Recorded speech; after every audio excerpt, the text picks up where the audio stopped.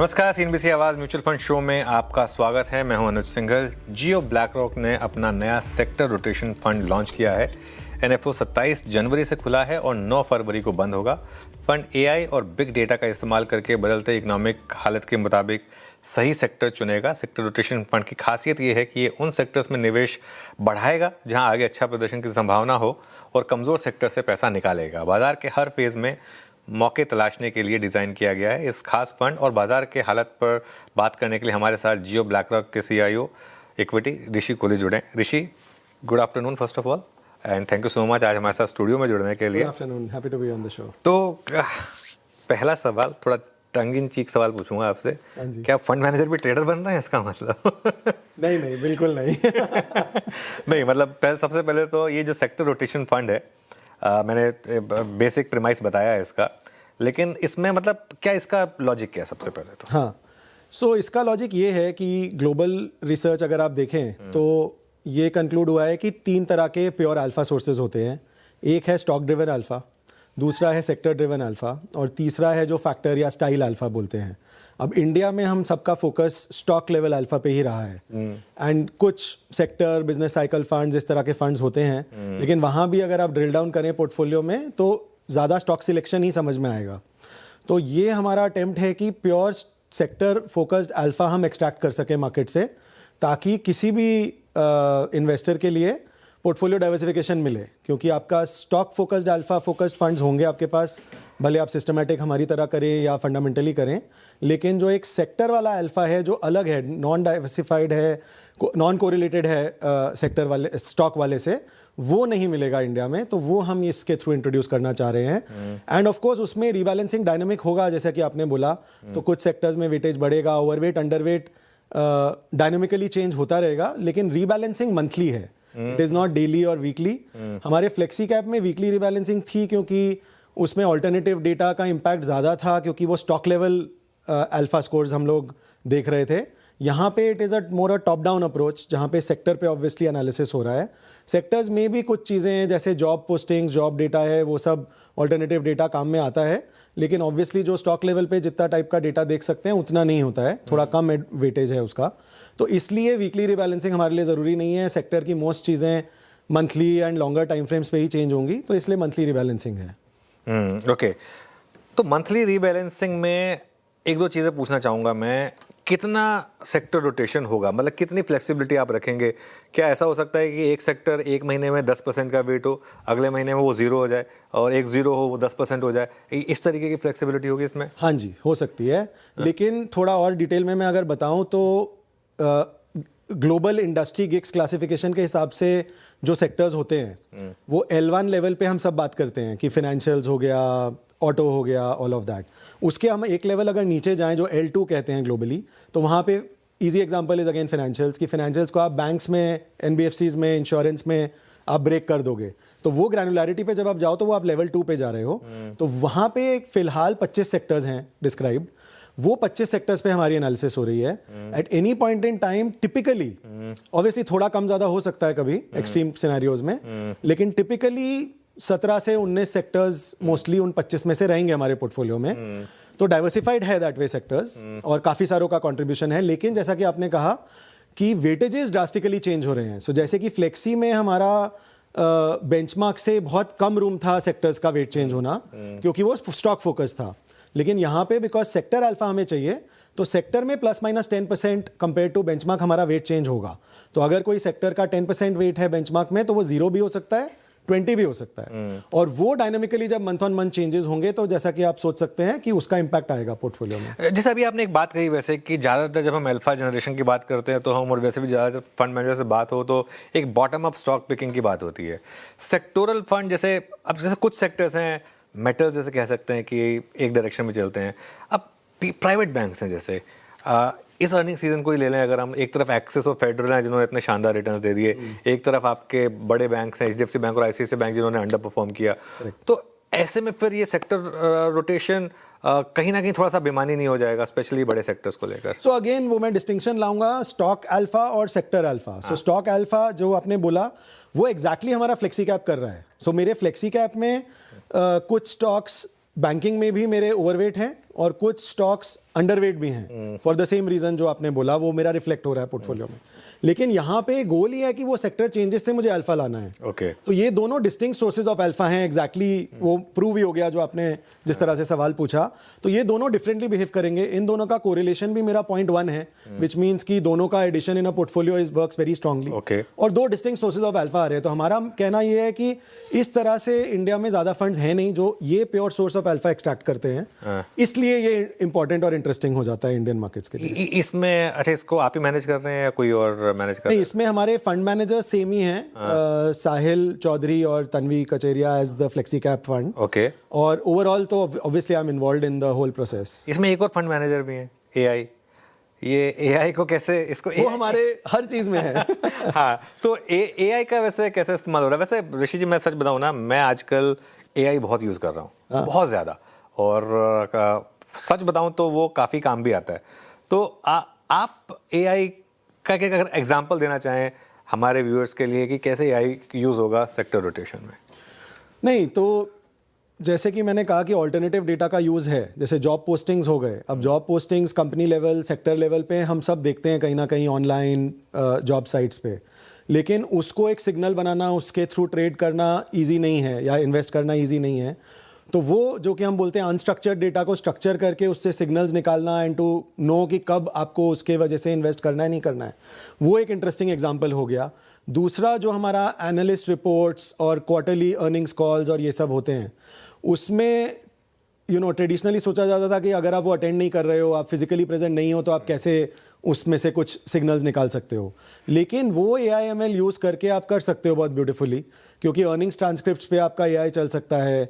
आपने अगर वीडियोस देखे हैं प्रमोटर या CEO के कि वो पिछले अर्निंग्स कॉल में क्या कह रहे थे, कैसे कह रहे थे, बॉडी लैंग्वेज क्या था, अभी कैसा है, तो आपको वो डिफरेंस AI बता देगा कि ये कॉन्फिडेंस एक्चुअली है compare to the terminology being used या नहीं है। तो ये सब चीज़ों में यूज़ होता है। और फिर फाइनली तो हमारा अलादीन प्लेटफॉर्म जो है, उसमें मेरा डेटा, मॉडल्स, AI सब कुछ उसके अंदर है और end to end integrated platform है जो रिस्क मैनेजमेंट, कंप्लायंस, ऑप्स हर चीज़ में हेल्प करता है, apart from portfolio management also. तो वो उसमें भी एक AI वाला एलिमेंट है। तो वो end to end integrated platform काफ़ी एफिशिएंसी भी ले आता है। तो ये डिफरेंट वेज में हम यूज़ करते हैं। बिल्कुल सर। जैसे मैं आज की मार्केट का एक एग्जांपल ले लूँ, तो क्या फॉर एग्जांपल पिछले 6 या 9 महीने से EMS स्पेस में मैसिव अंडर परफॉर्मेंस थी और बहुत बुरा सीन था। एक ओवर ओनरशिप भी आई थी यहाँ पर, ओवर वैल्यूएशन भी आई थी। लेकिन आज एकदम से 1-2 अर्निंग्स के बाद जैसे सब चेंजेस हुए हैं, तो क्या ये मतलब एक एग्जांपल हो सकता है कि यहाँ पर एकदम से जैसे ओवरवेट हुआ जाएगा, ऐसा कुछ? सो देखिए, मंथली रिबैलेंसिंग है, तो थोड़ा लैग से तो होगा। ओके। लेकिन जैसा कि मैंने कहा कि मेजॉरिटी सेक्टर लेवल पे जब हम एनालिसिस करें तो मेजॉरिटी चीजें monthly and longer time frames पे हो रही हैं। मंथ एंड पे डिसाइड होगा ये? तो मंथ एंड पे वो कुछ चेंजेस होने स्टार्ट हो जाएंगे। बीच में कोई बड़ी न्यूज़ आ जाए तब भी आप उसको तवज्जो नहीं देंगे, मंथ एंड में करेंगे? वो सिर्फ तब फंड मैनेजर्स और मेरे को इंडिपेंडेंस है, and obviously as a group we have to decide. Risk management perspective से लेट्स एज्यूम करिए लास्ट ईयर जब IT सेक्टर पे टैरिफ न्यूज, कोई AI न्यूज, ये वो बहुत चीजें आ रही थी, तो तब हम बोल सकते हैं कि अभी इतना कुछ नॉइज आ रहा है इस सेक्टर में कि normal fundamentals will take some time to play out. तो अब हम +-10 नहीं, हम उसको बैंड्स को टाइटन कर देते हैं, +-2, 3, 5 ही रखते हैं। तो रिस्क मैनेजमेंट पर्सपेक्टिव से अगर कभी लगे, एंड ऑब्वियसली वो हर रोज नहीं होना चाहिए, नहीं तो रोज न्यूज को रिएक्ट कर सकते हैं, तो इसलिए फिर हमें सिर्फ उन केसेस में जो once in a year kind of events हैं, तब वो टाइटन करने के लिए फ्रॉम रिस्क मैनेजमेंट पर्सपेक्टिव हम आएंगे, नहीं तो चलने देंगे जैसे मॉडल चल रहा है। ओके। इसमें आप किस कैटेगरी में रखेंगे और इसको बेंचमार्क किसके साथ करेंगे अपने रिटर्न्स के लिए? ये थेमैटिक में आएगा और निफ्टी 500 बेंचमार्क है जो सेबी डिफाइंड है लार्जली। सो निफ्टी 500 वाले स्टॉक्स रहेंगे और सेक्टर्स जैसा कि मैंने कहा कि अल्फा स्कोर्स और जो ओवरऑल एनालिसिस है, सॉर्ट ऑफ अल्फा स्कोर्स आप समझिए रिलेटिव रिटर्न एक्सपेक्टेशन हो गया एक सेक्टर का दूसरे सेक्टर से, तो उसके बेसिस पे मेरा सेक्टर लेवल, वो जो 25 सेक्टर्स मैंने बोले, उस लेवल पे ओवरवेट अंडरवेट डिसाइड होगा। और फिर उन सेक्टर्स में जितने स्टॉक्स हैं उनमें फ्री फ्लोट मार्केट कैप के रेशियो में इन्वेस्ट हो जाएगा। So which is why I am saying कि ये प्योर सेक्टोरल अल्फा पे फोकस। तो ये 500 स्टॉक्स में से चुनेंगे आप? हाँ जी। वो उसके आउटसाइड नहीं जाएंगे? नहीं। और अगर उसके आउटसाइड कोई अपॉर्चुनिटी दिखे तो नहीं कर सकते? नहीं। अच्छा, चलिए ठीक है। वो डिसिप्लिन का ही अल्फा मिलता है सिस्टमैटिक प्रोसेस में। अच्छा। उसमें हम डिविएट नहीं करना चाहते। ओके, 27 जनवरी से खुल रहा है, खुल चुका है इसका मतलब आपका खुल NFO, चुका है। और 9 फरवरी को बंद हो रहा हाँ है। जी। कितना कितना टारगेट कर रहे हैं आप इसमें फंड रेस? ऐसा कोई स्पेसिफिक टारगेट specific नहीं है, target जैसा कि पहले भी हमारी बात हुई थी। फ्लेक्सी कैप हमारा पहला एक्टिव इक्विटी फंड था, ये दूसरा है। आई थिंक और एक दो लॉन्चेस हो जाएंगे एक्टिव इक्विटी फंड्स के, तो बिकॉज हमारा डायरेक्ट और डिजिटल फोकस है ऑन द सेल साइड, तो उसका इम्पैक्ट और क्लियरर हो जाएगा। क्योंकि पहले फंड में बेटर हुआ, पुअरर हुआ, फर्स्ट टाइम लॉन्च की वजह से हुआ या नहीं हुआ, वो हमें क्लैरिटी ऑब्वियसली आएगी जैसे कि कुछ और फंड लॉन्चेस होंगे, तो फिर हम और क्लियरली टारगेट्स डिफाइन कर पाएंगे। अभी के लिए फोकस इज फुल्ली कि जो भी डिजिटल चैनल्स के थ्रू डायरेक्टली और डिजिटल फिनटेक पार्टनर्स के थ्रू हम करते हैं लार्जली फोकस, वो सब स्मूथली हो। ओके, चलिए, ये तो आपके इंटरेस्टिंग फंड की बात हो गई। हाँ जी। अब हम एक काम करते हैं, छोटा सा ब्रेक ले रहे हैं, लेकिन अब आप आए हैं हमारे स्टूडियो में तो सिर्फ आपके फंड की बात नहीं करेंगे, थोड़ा मार्केट की बात करेंगे। Sure. छोटे से ब्रेक के बाद ऋषि कोहली से बात करेंगे करंट मार्केट की।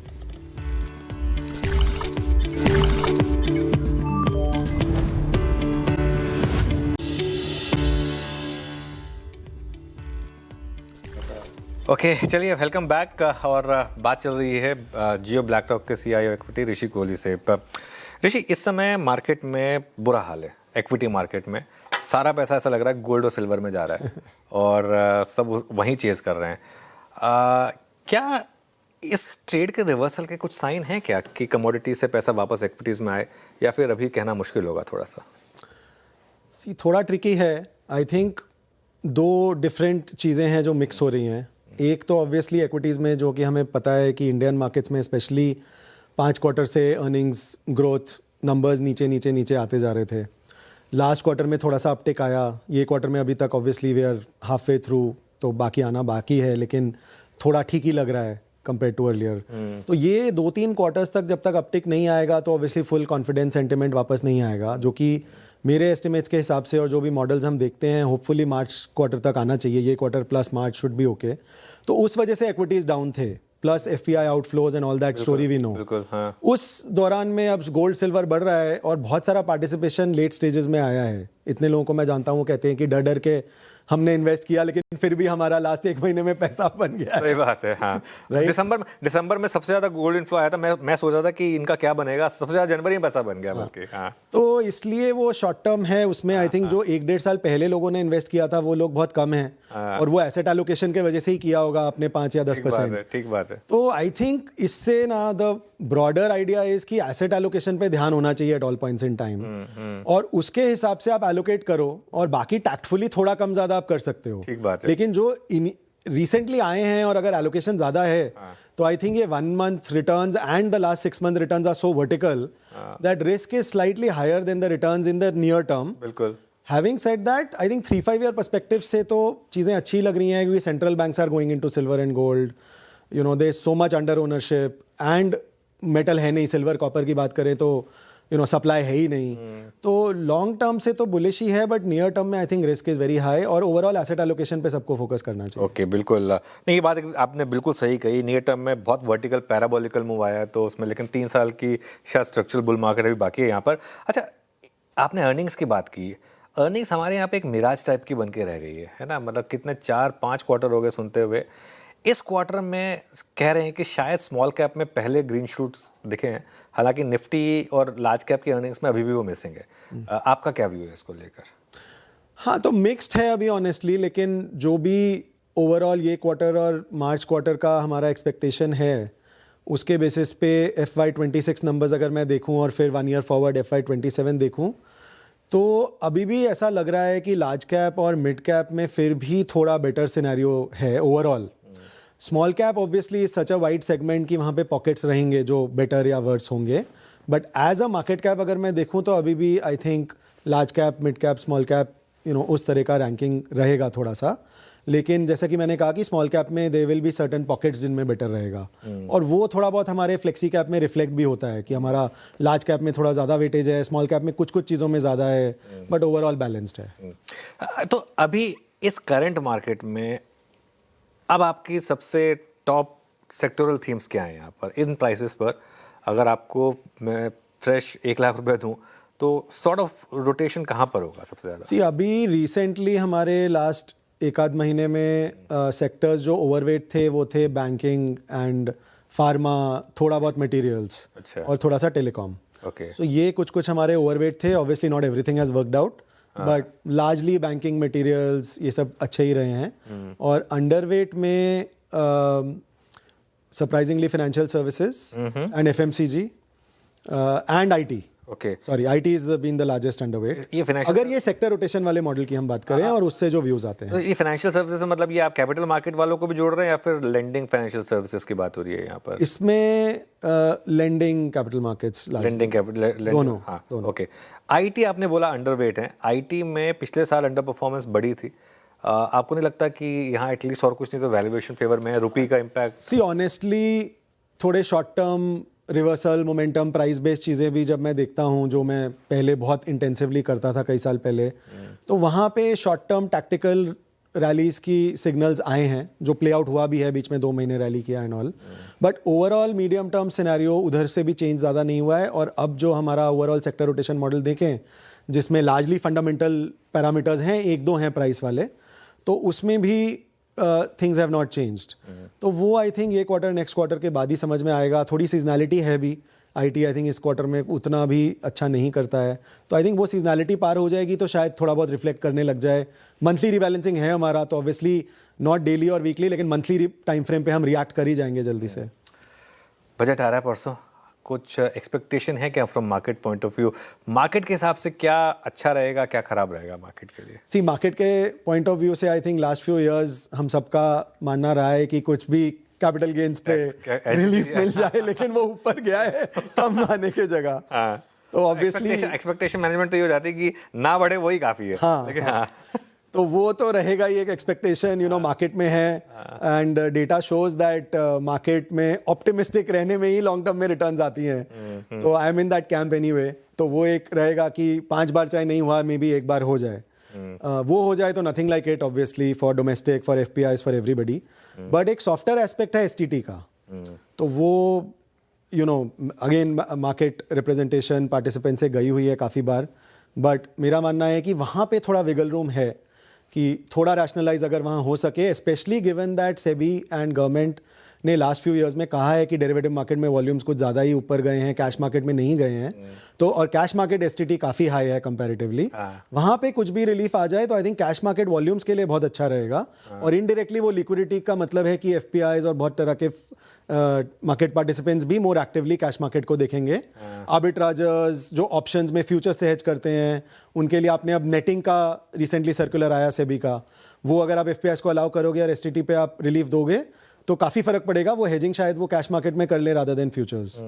तो आई थिंक वो एंगल से market development point of view से काफ़ी फर्क पड़ सकता है। ओके। अच्छा, ये आपने बार बार एफपीआई का जिक्र किया Rishi, purely as a market participant आपके हिसाब से ये जो एफआईआई आउटफ्लोज इंडिया में लगातार रिकॉर्ड पे रिकॉर्ड बढ़ रहे हैं, जो सर्वे आया था उसमें ये बात आई कि एफआईआई की ओनरशिप इस समय इंडिया में 13 ईयर लो पर है और डीआईआई की ओनरशिप ऑल टाइम हाई पर है। पहली बात तो इस पर आपकी कमेंट कि क्या ये ट्रेंड और आगे कंटिन्यू करेगा, और ऐसा क्या करें हम कि वापस एफपीआई इन्वेस्टमेंट आ जाए भारत में? नहीं, बिल्कुल सही। सो सी डोमेस्टिक फ्लोज बढ़ने का कारण ऑब्वियसली मेन एसआईपीज है, एंड वो म्यूचुअल फंड के campaigns and all that, we all know that story, and that's very sticky money. Last year Jan Feb में माइनर डिक्लाइन या हॉल्ट आया था, बट फिर बढ़ता ही गया है। तो आई थिंक वो काफ़ी स्टेबल फ्लो है, एंड बिकॉज वो स्मॉलर टिकट्स में इतना स्प्रेड आउट है तो आई डोंट थिंक वो ज़्यादा अपसेट होने वाला है। और वो हम अपने भी इनिशियल फ्लोज में, बिकॉज हमारा डायरेक्ट डिजिटल है, रिटेल, हमारा 94% ऑफ इंडिया पिन कोड से हमारा इन्वेस्टमेंट आया है गांव से, तो वो हमें वहाँ भी दिखता है कि काफ़ी स्टिकी रहता है वो फ्लो। तो वहाँ पे तो I think that is there to support. तो वो एक डोमेस्टिक फ्लो का सपोर्ट ऑलवेज रहेगा, which is the big difference कि ये आप 10-15 साल पहले की जो आप बात कर रहे हो, तब अगर एफपीआई आउटफ्लोज होते तो मार्केट 20-30% डाउन होता, और अभी नहीं है। तो वो एक बड़ा डिफरेंस है। Expect that to continue. FPI flows अगर आप देखें ना, तो अगेन 10-15 साल पहले they used to lead the market because liquidity भी हमारी कम थी और उनका फ्लोज का इम्पैक्ट ज़्यादा था। अभी हमारी लिक्विडिटी, डेप्थ, ब्रेथ सब बढ़ा हुआ है और इम्पैक्ट कम है because of the domestic flows. And अगर आप कोरिलेशन देखो तो उनका रिएक्शन होता है मोमेंटम को। अब अगर ट्रेलिंग 6 मंथ्स रिटर्न पॉजिटिव है 1-2 महीना लगातार, तो उनके फ्लोज आ जाएंगे। अगर ट्रेलिंग 6 मंथ्स 1-2 महीने नेगेटिव हैं तो उनके आउटफ्लोज हो जाएंगे।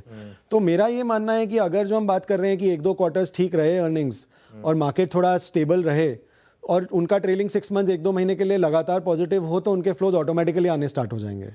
That is my view. So we shouldn't be too worried about it. Having said that, obviously rupee volatility and so many other things are also impacting global AI trade चल रहा है, आपका Korea इतना ऊपर है, Korea Taiwan इस महीने already up some more than 20% in Korea, more than 10% in Taiwan, मतलब पूरे साल के रिटर्न्स हैं ये जो एक एक महीने में आ रहे हैं। तो obviously a lot of emerging market flows are also going there and not coming to India. But again जो जैसे हम गोल्ड सिल्वर की बात कर रहे हैं तो ये सब एसेट एलोकेशन और शॉर्ट टर्म पे बॉयल डाउन हो जाता है। I think very soon it can change the narrative if a few earnings growth comes in. All right. बहुत बहुत शुक्रिया ऋषि, मज़ा आया आपसे बात करके as always, and thank you and all the best आपके इस नए फंड के लिए। Thank you. चलिए, CNBC Awaaz mutual fund show में आज के लिए इतना ही। आप जुड़े रहिए CNBC आवाज़ के साथ न्यूज़ और व्यूज़ के लिए।